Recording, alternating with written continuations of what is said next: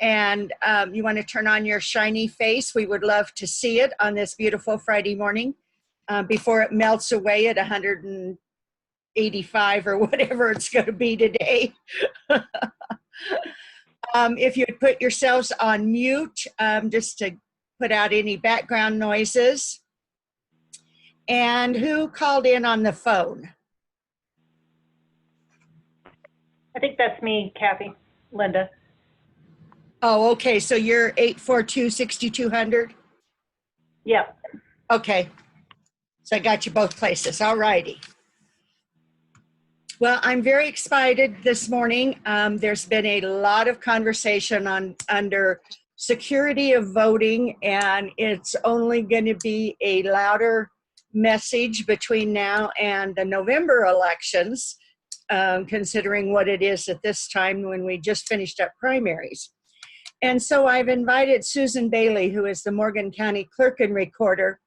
And I've known Susan for quite a few years and have worked with her on different projects and know that she is really up on this topic. And so I invited her to talk to us today.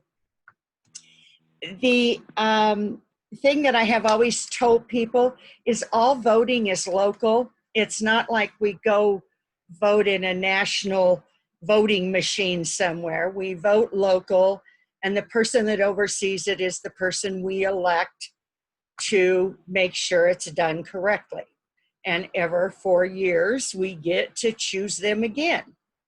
So Susan is going to kind of run us down some things.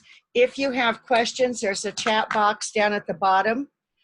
Just type in your question there, and I will make sure that I get those questions asked, or will ask you to unmute yourself and ask the questions directly. So Susan, let's just start out a little bit with this past election. From some of the numbers I was seeing, it looked like we had more people voting in this year's primaries than we actually had in 2018 statewide. Did that also occur in Morgan County? Well, good morning, everyone. Thank you for having me this morning. I appreciate the opportunity to get to explain kind of what our processes are and how we try to maintain and ensure the integrity of the election process. Morgan County did see a little bit of an uptick in our numbers for this year's primary. I don't know if it was because of a lot of media releases by the Secretary of State's office. With the pandemic, you know, everybody's going to receive a mail ballot in the mail, and people did return those mail ballots, as well as some of the different races that we had on the Democratic side, as well as the local commissioner race. So I think some of that, it was related to some of that as well. So we had about a 40% turnout, which I have seen since I've been in office. Usually it's anywhere from 32 to 37%. So we did have a little bit of an uptick. It is a shame that it's only 40%. That's my own personal opinion, but I just think that is such a shame. I agree. That it's less than 50%. So let's just go ahead, Susan, and why don't you walk us through the process of how you prepare for us to get our votes, what the security measures, the safety steps that are in place, what happens before you send them out, what happens when you get them. And I'm just going to kind of let you talk for now, if that's all right. Okay, that would be great. Citizens can register to vote using several methods, very different methods. Colorado is now an automatic voter registration state. So that means when a person updates their Colorado driver's license, that automatically will register that individual to vote. So now at this point, if an individual should choose not to be registered to vote, they will have to formally withdraw that registration. This was a recent change due to Senate Bill 19-235, which passed in 2019. Individuals who have a Colorado driver's license or ID may register to vote using the online access by accessing the website www.govotecolorado.gov, or they can even use their smartphone and text to vote, which is 28683, to complete the registration form. For those that may not have access to a computer or a smartphone, they can register to vote using a registration form by either appearing in our office, or they can contact us and we're happy to mail them the form, which they would then complete and return to our office so we can enter the data into the statewide voter registration database.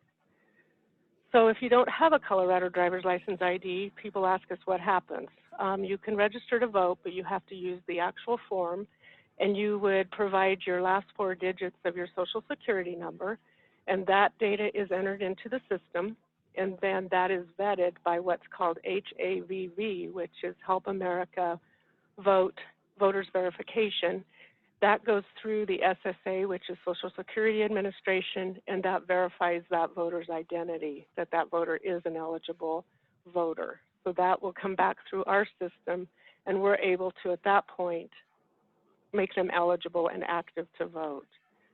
All registrations for voting are vetted by various agencies, including the Colorado Department of Corrections, which checks for felon status to ensure eligibility for voting, the CDPHE for verifying vital statistics, and SAVE, which verifies the citizenship eligibility. So there's a lot of things that are done in the background. Once that voter's information is entered into the database, there's a lot of vetting done to ensure the eligibility for that person to vote. Once that is entered, our office is required to then send a letter to the new voter confirming that the information that we've entered into the system, or which has been ported into the system from Colorado Department of Revenue if they should have been registered when they got their driver's license, we will send that voter a letter, and that will confirm everything that is in our system, including spelling of their name, the physical residential address, their ballot mailing address, and their affiliation. If any of this information is incorrect, the voter then should return a registration form that we provide them with this letter back to our office, notifying us of the corrected information so we can correct that in the database.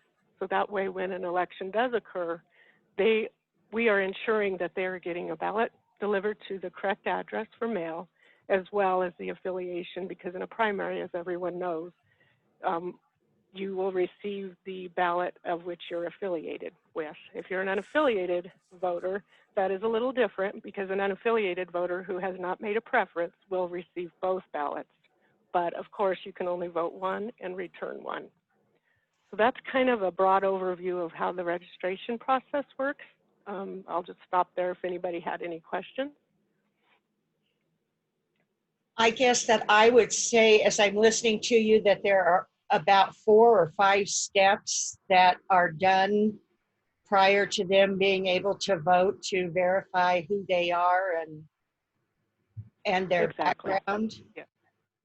Yeah. Yes, everything is vetted through the statewide voter registration database, both federally, statewide, and locally. So your driver's license is something that is very pertinent when you go in and make any updates to your driver's license. If you should go into the driver's license office, update your address, then that in turn changes the address in our database, and we will then send a letter out to that voter letting them know that there's been a change made to their voter registration status or their information, so that they can confirm that change and let us know if it is true or not. So it goes back to the voter's responsibility to always review that information. You know, things can happen, but there are a lot of checks and balances in place to ensure that the voter is getting the right information. We have a question here from Barry Gore. Do you have any idea how many states have automatic registration like Colorado? I can't answer that. I should have been more well-versed in that. I apologize. That's I don't fine. have that information. Susan, we want you to know every part of every 50 states and all of the counties in those states. So next year when we come to you, you have all that down. I will do that. I'll try. No, and I had forgotten that we had the automatic voter registration until you just mentioned it. So, so the thing that I got out of this first section was how very secure and how very much backgrounds are checked and everything before people even get that first ballot. So let's go on to, it's now time to get these all out in the mail, and what do we have to do once we get them? Okay, so there is some information that once we send our voter lists to what we use as a third-party vendor, they'll receive data from our office, and the vendor that we use has stringent quality control measures in place to ensure that each voter will receive the proper ballot style at the appropriate mailing address that is provided to them by our office, which we retrieve from the statewide voter registration database. And that's the information that's been provided by the voter through the various registration options vetted by the agencies to ensure the voter is eligible, as well as the address that it is sent to. Once the ballot is printed and it's processed, it is mailed to the voter, and this occurs 22 days prior to the election day. We have a range of the 22nd day prior to the 18th day prior. So those ballots will hit the mail stream through the U.S. Postal Service, and from there the voter is to receive their ballot. We usually say within 7 to 8 days of the mailing at the address they provided when they registered to vote. Ballots are not forwardable. I always stress this because if a voter has moved and they have not notified us or made a change to anything that would have updated that address, they're not going to get their ballot even if they've provided a forwarding address at the post office. Election rules will not allow that ballot to be forwardable because we want to make sure it gets in the hands of the actual voter that it's being sent to. So I stress that voters need to make sure to keep their address up to date with our office and on their driver's license. And if they have any questions, they should contact our office and we'd be happy to walk them through. If they've moved out of state, there's a withdrawal form that they need to formally withdraw their voter registration from the state of Colorado. Colorado is part of what's called ERIC, and that's the Election Registration Information Center. And that is a process that after each election, Colorado will cross-check voters who voted in Colorado with voters who vote in other states to ensure that voters are not voting in both or multiple states. If Colorado finds that this has occurred, Colorado and the county clerk turns these findings over to the district attorney for prosecution. And there's several statute citations that protect the voting process, whereas an individual who may commit an election offense could be charged with a criminal act resulting in a Class 5 felony. And this includes that of voting by persons not entitled to vote, as well as knowingly giving false information regarding the elector's place of their present residence. So there's a lot of cross-checks in place as well. So we want to make sure that voters are notifying us of their correct residential address, because that's important, especially in a coordinated election, whereas you may be voting for mayor for the city of Brush. So you're going to get that ballot style that allows you to vote, that you're eligible for voting in that race. But you may be also, you live in Ward 1 of the city of Brush, so you're only allowed to vote for that race for councilman. So there's a lot of things that play into it, so we always want to make sure we're sending the ballot and eligibility is confirmed. Go ahead. Susan, that just came up from Dusty Johnson. If someone doesn't have a driver's license, are they automatically registered with their state ID? Or for those with disabilities, or if they've never passed the test to drive, how do they register to vote? So if you don't have a Colorado driver's license, a Colorado ID card, or social security number, you can still register to vote. An applicant who's qualified to vote in the state but does not have a driver's license or that information, they can register to vote, but they will be required to provide an acceptable form of identification. And there's acceptable forms of identification listed at govotecolorado.gov. So once we get that information, it's entered into the database, and then it goes through all of those vetting processes just to be sure that that is the person. All of the information matches into the several different databases, like I had mentioned, SSA, CDPHE, driver's license, ID cards, the last 4 digits of the social. So there's a lot of things that are vetted once that information's in place.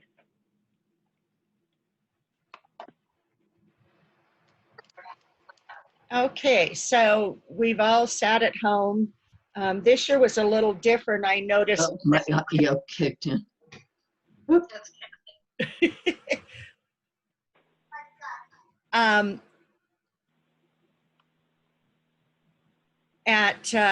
when I got my ballot this year, and of course I'm an unaffiliated, so I get both ballots, but I didn't Mhm. the normal extra security sleeve that I remembered from the past. So it took me a little longer to figure out what to put it in.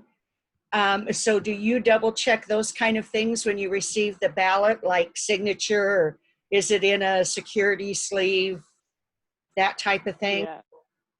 I'll kind of just walk through. When our office receives a voter's ballot, we check to make sure the signature is it's signed on the back of the envelope. We just look for the signature. We don't verify the signature because that's completed by a team of bipartisan election judges who are fully trained to review those signatures for verification. So once that's done, we date stamp the ballot. They are processed into batches. When you asked about the secrecy sleeve, that is not a mandate. So if anyone sends their ballot back to us that's outside of a secrecy sleeve, it's not voided. All ballots are counted. That's just a courtesy that the state sends out to voters to ensure your voter anonymity. So if the judges open that ballot and there is no secrecy sleeve, there's only a ballot in there, we have a process that they will slide a secrecy sleeve over that ballot, and it'll be then sent on to the next team of judges for reviewing. So we chose, I think it's probably been 2 elections ago, the state allowed us to use the voter instructions as our secrecy sleeve, which saves the county roughly about $1,700 to $1,800 in a general election. So that was the purpose of taking away that extra sheet of paper and allowing voters to use the voter instructions.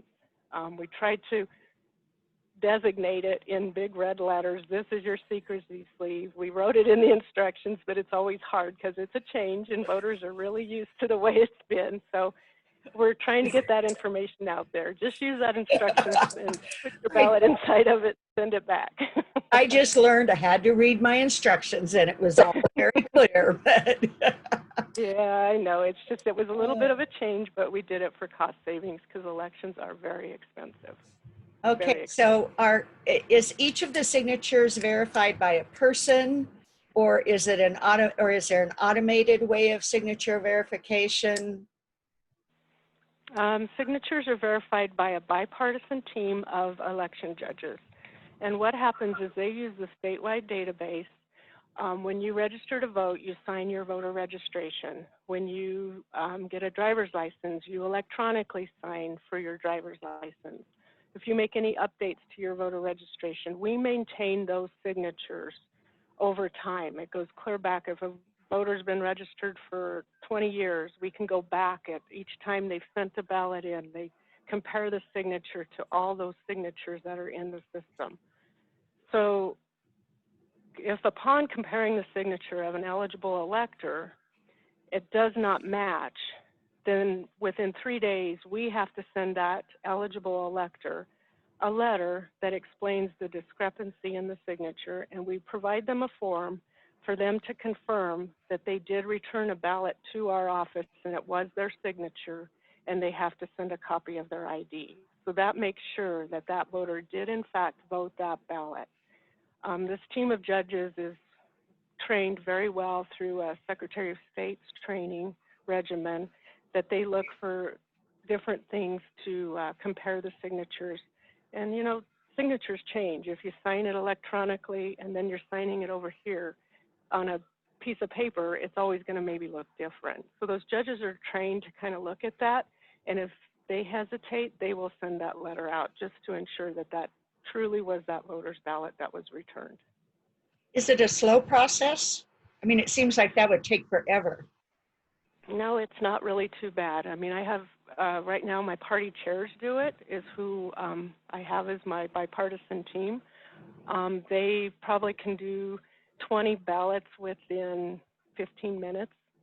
So our system works very well. Everything is computerized to where you just kind of, we call it binking. You bink in the voter ID, they can bring that record up, and it'll go back in time. If the signature that comes up on the screen doesn't show a good match, then they can go back to last year's information or a previous registration. There's a lot of things they can look at to try and match up that signature. And if they're not able to find the information, a letter goes to that voter to confirm that that was theirs. Now, do they check those signatures as soon as the ballot arrives, or do they have to wait till election day? No, we actually have our judges come in about 8 to 9 days prior to election day, and they start processing ballots. We will look as staff in our office, as election officials, we will look to see if there's a missing signature. If there is no signature, then my staff sends a letter to that voter immediately, you know, because people forget to sign, and we want to make sure they're able to cure that ballot as soon as possible. And they will then be able to send that letter with their ID back that, yes, I did in fact vote that ballot. Here's my ID. This is who I am. And then that ballot will go through for processing. Okay, and then tell us about election day. Oh, election day, it's always kind of a crazy day. On election day, we have a lot of in-person voters. A lot of people still like that historical way of voting, coming in and voting on the equipment. We will then work through, process everything through and up till 7 o'clock that evening. Results cannot be recorded, reported, retrieved, anything, no counts, no data can be done until 7 p.m. on election night. So once that happens, the system that we utilize is a standalone system. I always try to stress this because there's been a lot of information out there that, you know, things could be sabotaged or cybersecurity is concerning. But our voting systems are standalone. They're not hooked to the internet. They're not hooked to the cloud. There's no connectivity to anything. They are a standalone system that intertwine with each other's piece of equipment. So our scanners work with its own individual server. All that data goes through as ballots are processed. And then at 7 p.m., we're able to go in and what we call validate and publish. That then creates the reports that we upload to the state for the final results for that election process. So the only people that have access to that system are myself and my election manager, and we have to be certified by the state to operate that equipment. So there's a lot of checks and balances, a lot of security in place for that as well. Okay, and I noticed this year that you had 2 non-eligible voters that sat at your ballot box where they could drop off their ballots. Our student judges, yes. Yeah, or judges, whatever those 2 young people were called. I thought that was because it's election judges. When I first started voting, you went in person. The same ladies always did the same table, and they're all getting older now. And I was kind of impressed that there were younger people wanting to get involved in the process. And so there's no age requirement on that? Well, the student judges are usually, they have to be 17, 18 years old. They have to be recommended to us and confirmed by like a student senate advisor, as well as a parental consent.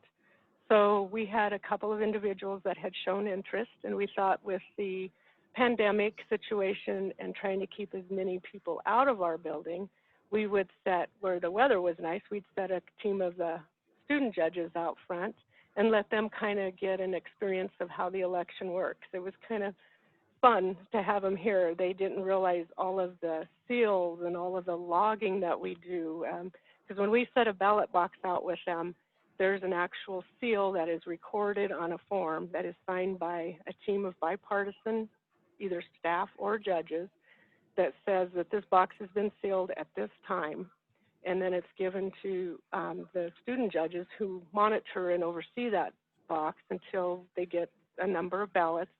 Then a team goes out and retrieves that box, and those student judges have to sign off. So there's a chain of custody, and they were just amazed at the security and the things that are in place to ensure that that ballot box is never not watched, and that ballot box is taken and handled with very much care. So it was, I think they had a really good experience, and I hope to get more young people involved. I think that's very important with our election process.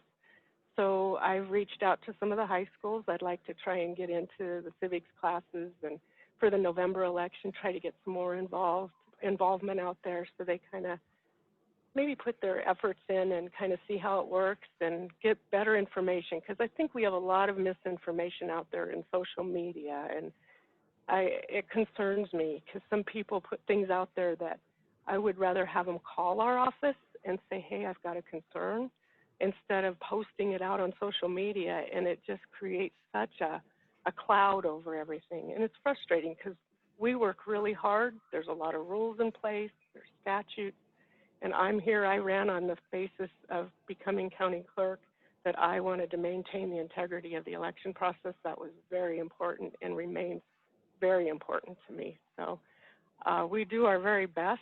We're human. I know we can make mistakes, but we follow the rules to a T. Well, and I know the discussion Susan probably is referring to occurred on social media the other night, but it brings it back to the one statement that Susan said earlier.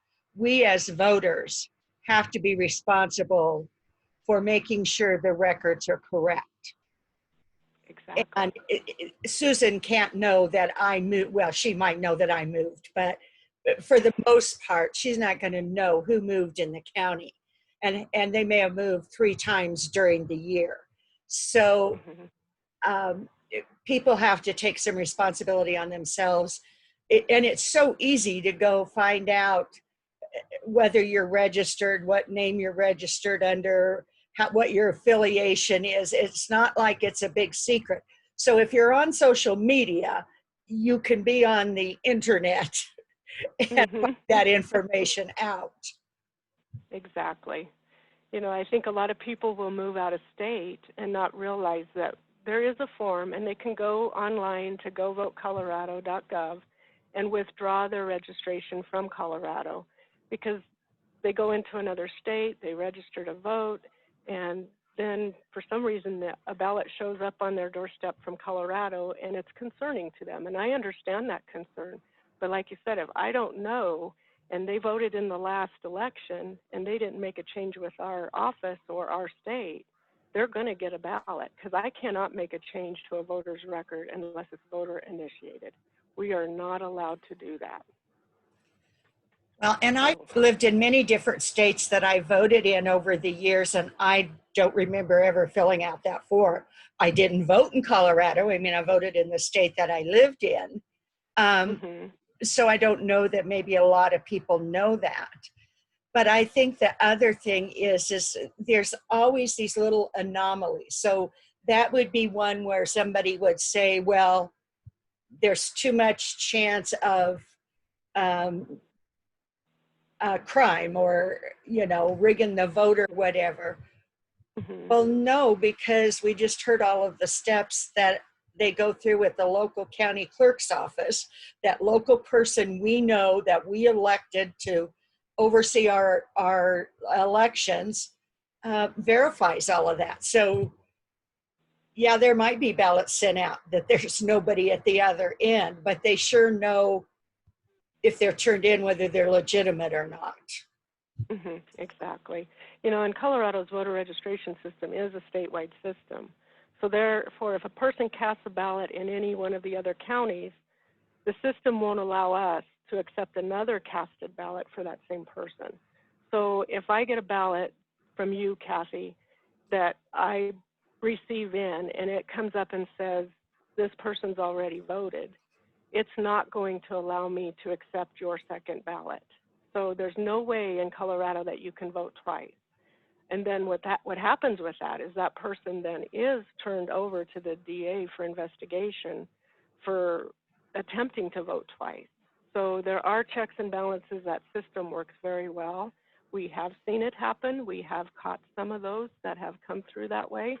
So I know the system works, and there is a stiff penalty for that kind of thing. I mean, it's a fine of not more than $5,000 or up to 18 months imprisonment. So it's taken very seriously. So the system does work well. I know you see a lot of things that people say, voter fraud, but a lot of it is, I think, is voter responsibility. Voter fraud comes back to the point that a voter should know you can only vote once. So if you get 2 ballots and you choose to vote both ballots, that is voter fraud, but that's on the voter. That's not on our system. We do the very best we can with all the vetting in place and all of the checks and balances to maintain the integrity and the security of the process. Well, we are right at our 30 minutes, and I've been voting for a long, long time. I'm one of them that didn't get to vote till I was 21, though. So Wow.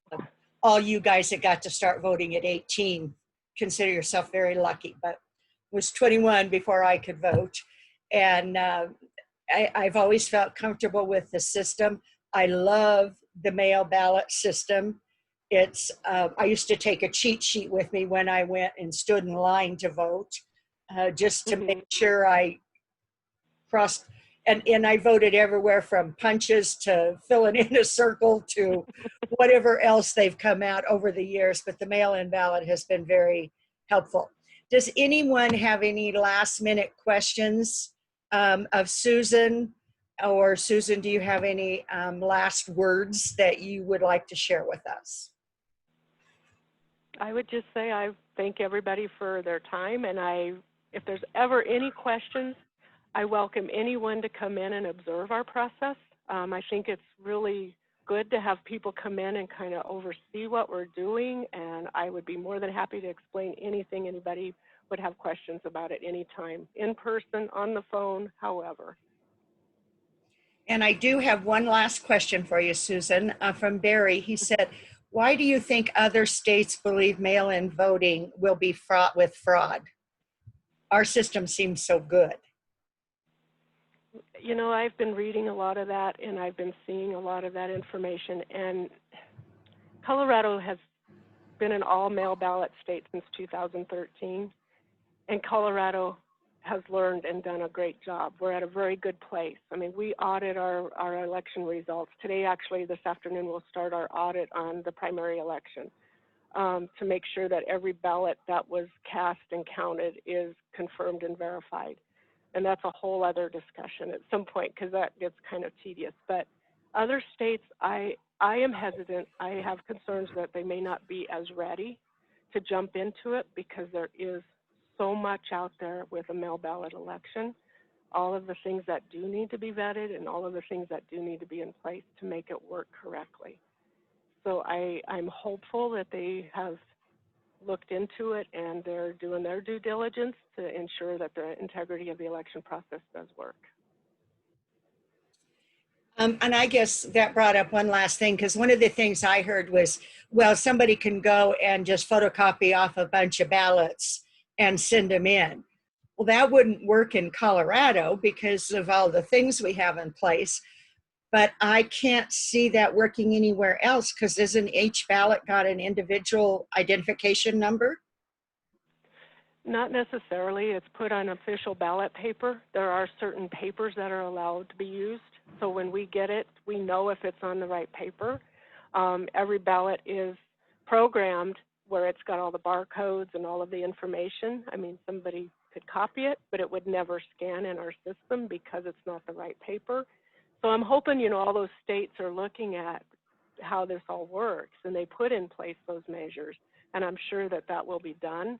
Our vendors for our voting equipment, they have all sorts of rules and guidelines that they have to follow for making sure that the system does work correctly to maintain the integrity of it. So there's a lot to it that nobody knows on the back side of it that has to be done to make sure that those ballots are official and they are scanned correctly. We do logic and accuracy testing before every election, and we bring in a board who does like a mini election. They vote ballots, they vote on the equipment, we scan the ballots, we process the ballots, and we make sure everything is reading working properly. So that board is who is almost certifying everything we're doing before an election starts. Thank you very much, Susan. And talking of elections, Leanne, congratulations on winning your primary. We're glad we're going to have you around for a little longer. And with that, everybody stay in, stay cool, and have an absolutely awesome weekend. Thank you. Thank you, Kathy. Thank you, everyone.